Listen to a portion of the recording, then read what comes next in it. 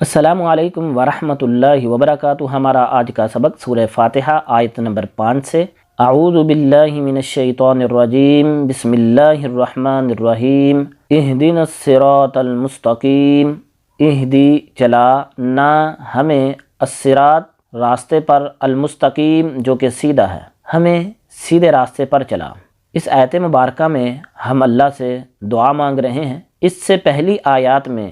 ہمیں دعا کے آداب سکھائے گئے کہ آپ لوگوں نے اپنے اللہ سے مانگنا کیسے ہیں، اللہ کی حمد و ثنا،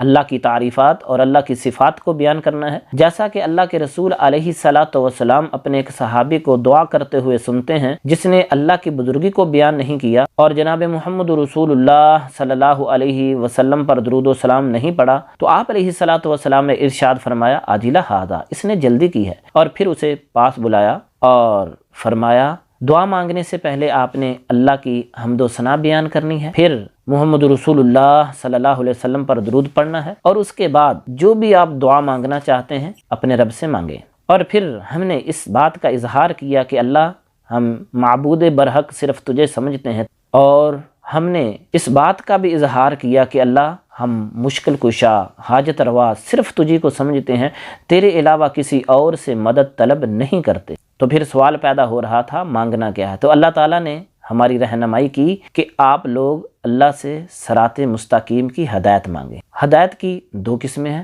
ہدایت ارشاد اور ہدایت توفیق۔ ہدایت ارشاد یعنی کسی کی سیدھے راستے کی طرف رہنمائی کرنا، جیسا کہ اللہ احکم الحاکمین اپنے پیغمبر کو ارشاد فرماتے ہیں انک لتہدی الی صراط مستقیم، یقیناً اے پیغمبر آپ سیدھے راستے کی طرف رہنمائی کرنے والے ہیں۔ اور ہدایت توفیق جو صرف اللہ ہی کے ساتھ خاص ہے، اللہ کے علاوہ کوئی بھی کسی کو ہدایت کی توفیق نہیں دے سکتا، جیسا کہ اللہ احکم الحاکمین اپنے پیغمبر کو خطاب کرتے ہوئے ارشاد فرماتے ہیں انک لا تہدی من احببت ولکن اللہ یہدی من یشاء، یقیناً اے پیغمبر آپ جسے چاہے ہدایت نہیں دے سکتے، لیکن اللہ جسے چاہتا ہے ہدایت دیتا ہے۔ اس آیت مبارکہ کا پس منظر یا سبب نزول کچھ یوں ہے کہ آپ علیہ الصلاۃ والسلام کے چاچا ابو طالب، جس نے آپ علیہ الصلاۃ والسلام کا ہر موقع پہ دفاع کیا، آپ علیہ الصلاۃ والسلام کا ساتھ دیا، آپ علیہ الصلاۃ والسلام کی شدید خواہش تھی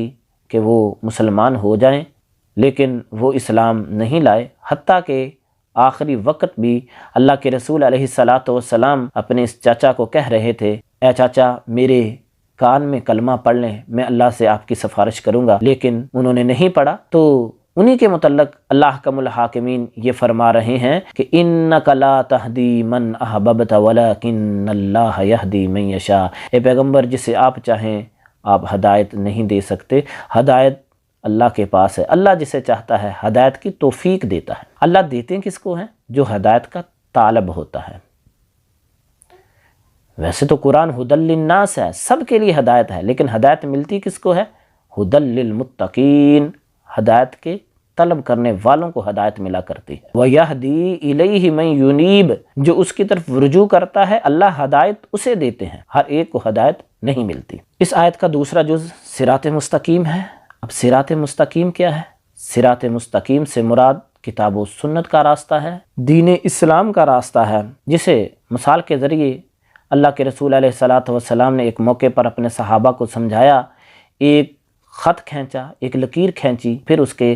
دائیں بائیں کچھ خط کھینچے، کچھ لکیریں کھینچی، اور فرمایا یہ جو سیدھی لکیر ہے یہ راستہ محمد رسول اللہ صلی اللہ علیہ وسلم کا راستہ ہے، فاتبعوہ، تم نے اسی راستے پہ چلنا ہے، اور یہ جو دائیں بائیں میں نے لکیریں کھینچی ہیں یہ راستے شیطانی راستے ہیں، ان راستوں پہ آپ نے نہیں چلنا۔ اور حدیث قدسی ہے، اللہ کے رسول علیہ الصلاۃ والسلام فرماتے ہیں اللہ احکم الحاکمین نے فرمایا ایک راستہ ہے، اس کے دروازے پر ایک دائی ہے،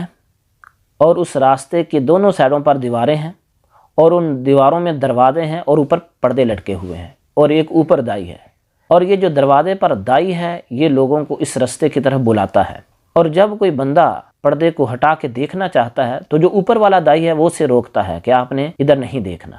اور پھر اس کی وضاحت کرتے ہوئے ارشاد فرمایا یہ جو دروازے پہ دائی کھڑا ہے یہ قرآن ہے، اور یہ جو سائڈوں پہ دیواریں ہیں یہ اللہ کی حدود ہیں، اور یہ جو